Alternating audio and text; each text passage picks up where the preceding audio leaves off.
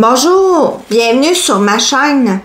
Parmi toutes les mauvaises nouvelles qui circulent sur l'actualité, j'ai réussi à en trouver une qui ne parle pas de politique, ni de conflit ou de drame. À plusieurs endroits, il est question d'une baisse remarquable de la consommation de viande dans les foyers québécois pour économiser.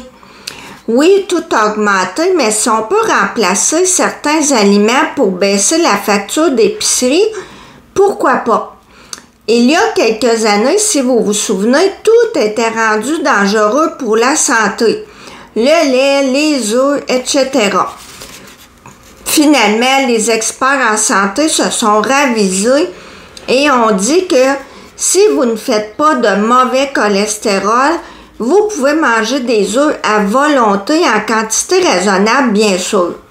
Donc là, ce qu'on constate, c'est que de plus en plus de familles se tournent vers d'autres sources de protéines comme substitut à la viande. J'ai même vu un article qui nous montre une usine de tofu en pleine expansion. J'ai demandé à mon tarot de Marseille Waite, est-ce que c'est une tendance qui est là pour rester ou si c'est temporaire? Ici, à l'origine de cette tendance, on a la papesse, qui est quelqu'un d'intelligent, qui prend les notes, analyse. Elle peut faire figure de référence parce qu'elle est économe, entre autres. On la voit avec un livre qui pourrait être un livre de compte, son budget. Donc, ça confirme que c'est vraiment pour économiser que plusieurs familles ont délaissé la viande. Attention, la carte de la papesse, c'est aussi des choses cachées. Donc, ça pourrait nous dire que derrière cette décision de diminuer la consommation de viande, il y a des choses qu'on ne sait pas. En tout cas, que certaines personnes savent, mais ne nous disent pas. Dans un des articles, entre autres, on voit une mère de famille justifier la décision de ce changement, oui, avec l'augmentation du prix de la viande, mais finit par avouer que c'est surtout pour rembourser une dette. Pour le présent, le battleur nous dit que c'est quelque chose de nouveau. On le voit qu'il regarde toutes les possibilités. Quand on modifie son régime alimentaire pour intégrer, par exemple, des légumineuses, du tofu, des œufs, etc., on va voir des recettes et c'est beaucoup d'essais-erreurs pour trouver celles qui vont plaire à toute la famille. Avec le monde inversé, ce qui est favorable, c'est qu'il y a des gens qui essaient, entre autres, de se libérer des contraintes des prix élevés parce que, nécessairement, si l'épicerie coûte plus cher, il faut couper ailleurs. Mais pour moi, le dessin sur cette carte nous indique aussi que c'est pas la majorité des foyers qui sont rendus granola non plus. C'est une minorité.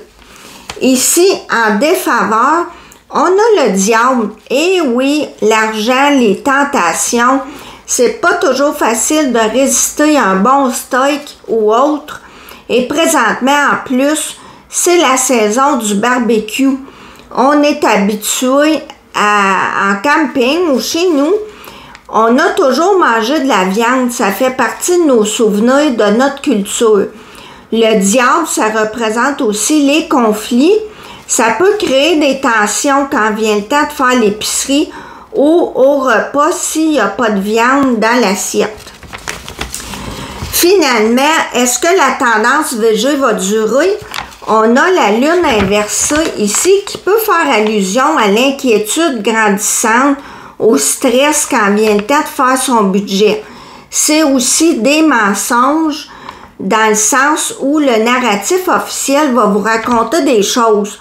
On ne va pas tout vous raconter. En conclusion, avec cette suite de cartes, moi je dirais que oui, il va y avoir des gens qui vont être obligés avec la force de changer certaines habitudes dans leur façon de consommer.